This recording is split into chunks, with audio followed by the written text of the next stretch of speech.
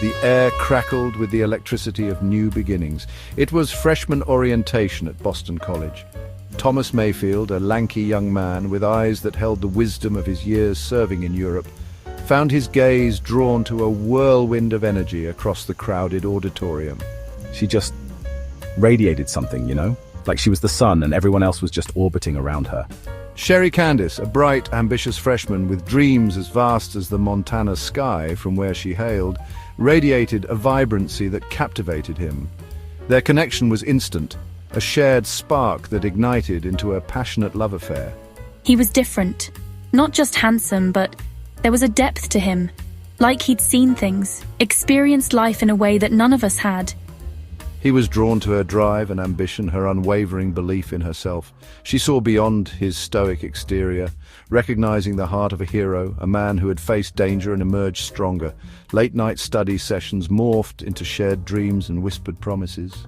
Stolen weekends exploring hidden corners of New England cemented their bond. Those weekends, they were everything. Just us, no distractions.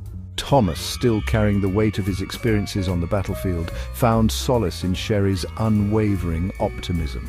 Life felt full of promise, their love a beacon illuminating their path toward a future they were building together, brick by hopeful brick. Graduation arrived, bittersweet in its finality. Sherry, accepting her diploma with honors, had her sights set on New York City and a career in finance. New York. It's where dreams come true, Thomas. We can make it work, can't we? Thomas, his heart a mixture of pride and apprehension, stood by her side. He knew her ambition was one of the things he loved most about her. He also knew it would test the very foundation of their relationship. New York City was a whirlwind of opportunity, a stark contrast to the quiet life Thomas envisioned. I'm proud of you, Sherry. I just hope we don't lose ourselves in all this. They found a small apartment in Brooklyn, a cozy haven amidst the chaos. Sherry thrived in the fast-paced world of Wall Street, quickly climbing the corporate ladder. Thomas, working construction while he figured out his next move, watched her transformation with a mixture of admiration and unease. She's amazing, but I miss her the way we used to be. The late-night talks were replaced with hurried phone calls and missed dinners. Weekends were consumed by work events and networking opportunities. Thomas tried to be understanding, reminding himself of the dreams they'd once shared, but a seed of doubt had been planted, whispering that they were drifting apart, their paths diverging like rivers flowing to different seas. The distance between them grew, measured not in miles but in missed connections and unspoken words. Thomas found himself taking on extra shifts, seeking solace in the familiar rhythm of physical labor. He craved the simplicity of a world where actions spoke louder than words. Sometimes the silence, it's deafening. I just want to talk to her, really talk. Sherry, always impeccably dressed and radiating an air of confidence that bordered on untouchable, seemed to exist in a different stratosphere. When they did manage to carve out time together, Thomas found his attempts at conversation met with distracted nods and tired smiles. It's like she's here but not really here, you know. He noticed the subtle changes, the lingering scent of expensive cologne on her scarf, the late-night phone calls whispered in hushed tones. He pushed the thoughts away, refusing to give credence to the growing unease within him. She's ambitious, successful, everything we talked about, isn't she? But doubt, like a persistent weed, continued to take root in the fertile ground of his uncertainty. Stanley Marshall. The name was synonymous with success, a titan of the financial world and Sherry's boss at the investment firm. Thomas had only met him once, a brief encounter at a company function. There was something off about him. The way he looked at her, it just didn't sit right with me. He remembered the way Stanley's eyes lingered on Sherry, a possessive glint that sent a shiver down his spine. He tried to dismiss it as paranoia, a product of his own insecurities. But as the weeks turned into months, Stanley's presence in their lives became increasingly difficult to ignore. He's a mentor, Thomas. He's helping me navigate this world.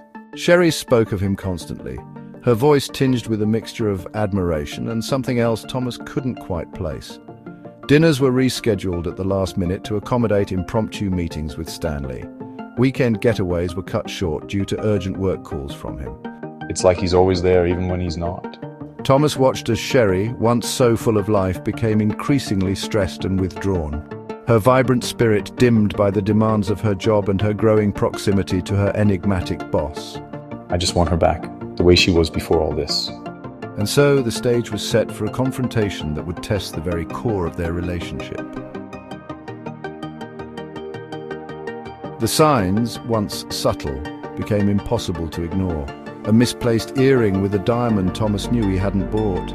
The faint scent of unfamiliar perfume clinging to Sherry's hair after a late night at the office. Text messages that flashed across her phone screen, only to be quickly deleted. The walls I had so carefully erected around my heart, walls built to protect me from the pain of a love lost, began to crumble. I was drowning in a sea of suspicion, the once unthinkable truth staring me in the face. He tried to talk to Sherry to voice his concerns, but the words caught in his throat, choked by the fear of what he might discover. He clung to the hope that he was wrong, that his suspicions were unfounded. But deep down, I knew the truth was eating away at me, a corrosive acid that threatened to dissolve our marriage from the inside out. It was a seemingly innocuous email, a message accidentally left open on Sherry's laptop. Thomas, his heart pounding in his chest, couldn't tear his eyes away from the screen. The words jumped out at him, confirming his worst fears. My darling Sherry, the email began, each word a dagger piercing my soul. It was from Stanley, filled with endearments and veiled references to stolen moments and a love that dared not speak its name. The email ended with a chillingly casual "see you Friday at the usual place." The world tilted on its axis. Everything Thomas had believed in, the foundation upon which he had built his life, crumbled beneath his feet. He felt a surge of anger, hot and consuming, followed by a wave of nausea that left him weak and trembling. I printed the email, placing it on the kitchen counter, a silent accusation that spoke volumes. Then I walked out of our apartment, the city lights blurring into an indistinguishable kaleidoscope of pain. Sherry's explanation, when she finally returned home that night, felt hollow and rehearsed. She spoke of pressure at work, of Stanley's manipulative nature, of a moment of weakness she regretted with every fibre of her being. But her words rang empty in the vast emptiness that had become their home. The trust, once unbreakable, lay shattered between us, irreparable. I saw through her facade, recognizing the guilt and shame that flickered in her eyes, but I also saw a glimmer of defiance, a refusal to fully accept responsibility for the choices she had made. He spent the night on their couch, the chasm between them wider than ever. Sleep was a distant stranger, replaced by a relentless replay of memories now tainted with betrayal. Each shared laugh, every whispered promise echoed in the silence, mocking him with their former sincerity. The days that followed were a blur of anger, tears, and agonizing conversations. Thomas, his heart encased in a suit of armor forged from betrayal, oscillated between rage and a bone-deep sadness that threatened to swallow him whole. I promise to end the affair, to seek counseling, to do whatever it takes to earn back your trust. But her pleas fell on deaf ears. The damage was done, the wound too deep to heal. I moved out of our apartment, finding refuge in a small, sparsely furnished studio across town. The silence, once deafening, became a source of comfort, a sanctuary from the storm raging within me. I threw myself into my work, the physicality a welcome distraction from the emotional turmoil that consumed me. I avoided contact with Sherry, her calls going straight to voicemail, her texts left unanswered. I needed time to process, to heal, to rediscover who I was in the aftermath of such profound betrayal.